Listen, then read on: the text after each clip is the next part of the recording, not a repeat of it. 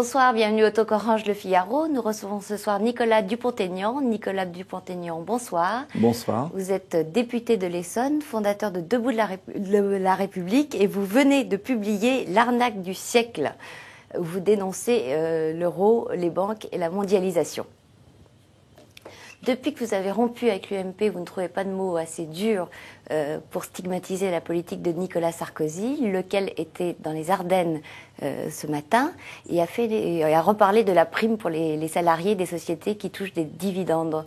On va l'écouter si vous voulez bien. Quand on trouve le moyen de donner plus aux actionnaires, ce qui est très bien, il faudra donner aussi aux salariés. Et on sera obligé de négocier avec les partenaires sociaux. Et je ne céderai pas là-dessus. Alors, qu'est-ce qui vous a hérissé dans ce discours? Écoutez, j'ai l'impression de revoir les images de 2006. Et je crois que les Français n'acceptent plus ces boniments. J'appelle ça des boniments. Parce que pour répartir de la richesse, il faut la créer. Il faut en produire, oui. Il faut produire.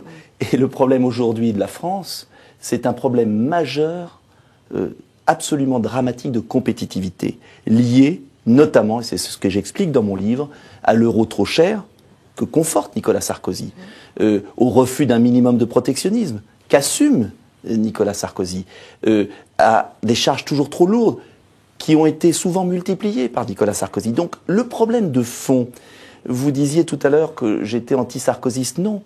Je déteste et je ne supporte plus, comme des millions de Français, le décalage entre des discours et une pratique. C'est ça qui ne va pas.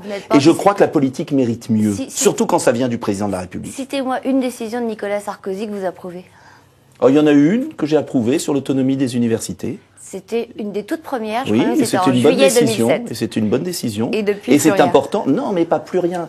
La question ne se pose pas en ces termes.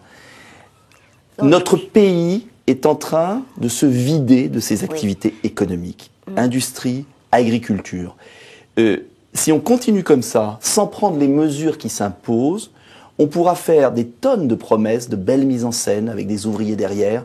Elles n'auront plus aucune importance. Mais là, vous utilisez un langage assez modéré. En fait, vous avez publié un communiqué juste après avoir entendu le président, que vous avez titré Nicolas Sarkozy comme un récidiviste sur les lieux de son crime.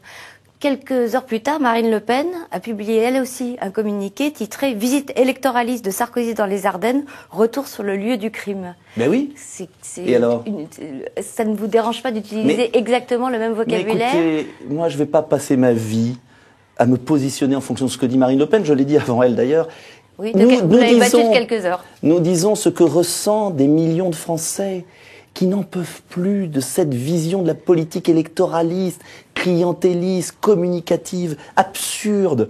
Parce qu'il faut voir ce qui se passe aujourd'hui. Et on sait, moi je sais en tout cas, qu'il y a des solutions, qu'il n'y a aucune fatalité à voir nos entreprises partir toutes à l'étranger les unes après les autres. En tout cas, donc il faut bien à un moment prendre des mesures. En tout cas, vous avez un projet que vous avez l'intention de défendre en vous présentant à la présidentielle. La dernière fois, vous aviez essayé, vous aviez un peu moins des 500 signatures requises. Qu'est-ce qui vous fait croire que cette fois-ci, vous les aurez? Eh bien, les contacts que j'ai déjà avec les maires, qui m'appellent, qui me soutiennent, et puis justement, le ras-le-bol de tout un peuple de droite, et pas seulement de droite d'ailleurs, mais d'électeurs qui ne marchent plus dans cette espèce de combinaison permanente, quand vous entendez qui veulent qu'on aille enfin aux causes des problèmes français et qui voudraient de la cohérence dans l'action, de la durée dans l'action, du sérieux dans l'action. Et quand vous entendez dire que vous risquez, par votre présence, de disperser encore les voix de droite et faire élire au choix le ou la candidate socialiste ou Marine Le Pen, qu'est-ce que vous répondez? La ficelle est un peu grosse. D'accord. Parce que ce qui désespère nos concitoyens, c'est justement d'avoir le choix entre le tour de magie éternel d'un côté et une gauche socialiste qui n'apporte rien. Un pansement rose, parce qu'il faut voir le programme socialiste pour le croire. Un pansement rose et un pansement bleu. Et quand on a une infection, est-ce qu'on met sur un petit pansement sur la plaie? Non, on prend des antibiotiques. Donc il faut à la France des antibiotiques. Et j'allais dire un antibiotique de cheval. Parce que sinon, la France va mourir de septicémie. C'est ça l'enjeu aujourd'hui. Vous parlez des socialistes. C'est beaucoup plus grave que le jeu politique. On avait un député socialiste de la Seine-Saint-Denis, Bruno Leroux, hier à votre place. Il vous a posé une question.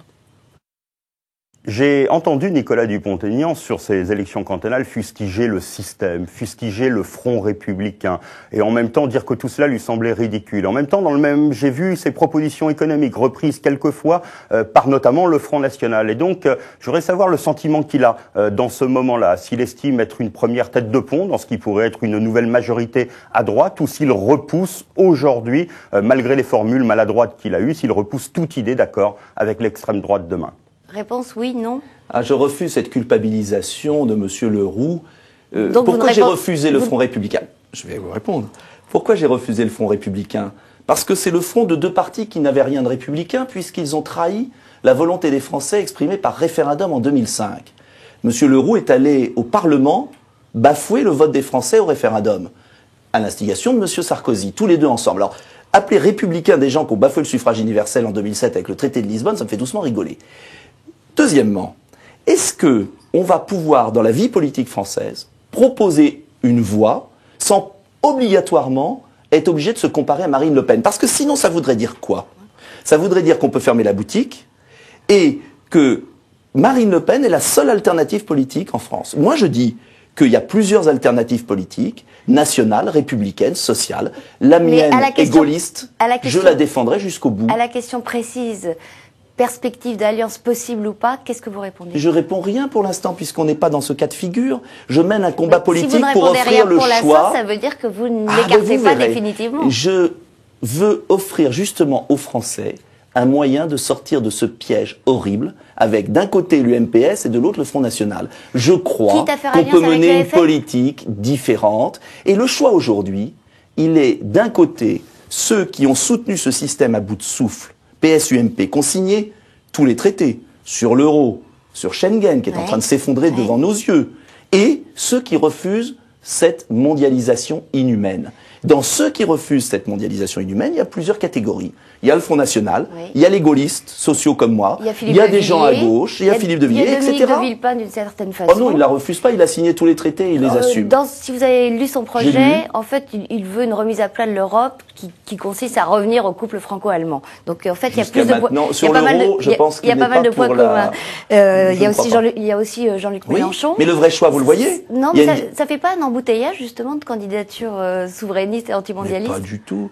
Je peux dire la même chose pour ceux qui défendent la mondialisation, les écolos, l'inénarrable Hulot, qui ça fait subventionner sa fondation par toutes les grandes entreprises qui polluent le plus et qui se présentent comme une vierge effarouchée à Sevran, qu'il ne devait pas connaître il y a 2 mois.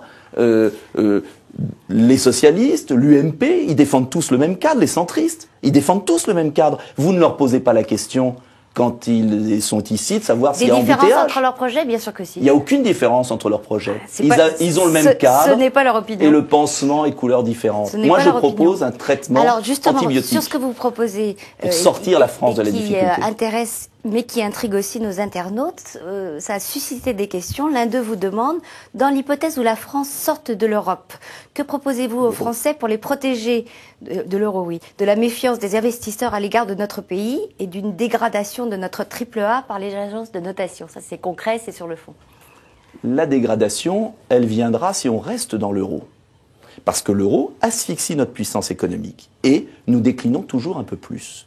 Sortir de l'euro, c'est reprendre notre liberté monétaire.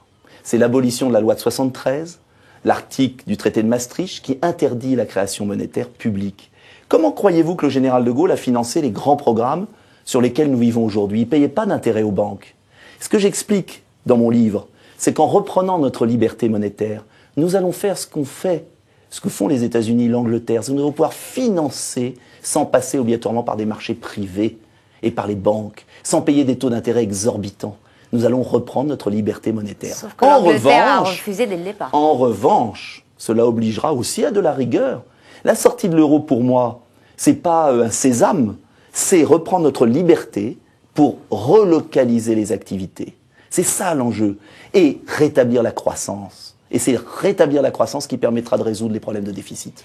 Nicolas Dupont-Aignan, je vous remercie. Merci à vous. Bonsoir et à demain pour un nouveau talk Orange Le Figaro.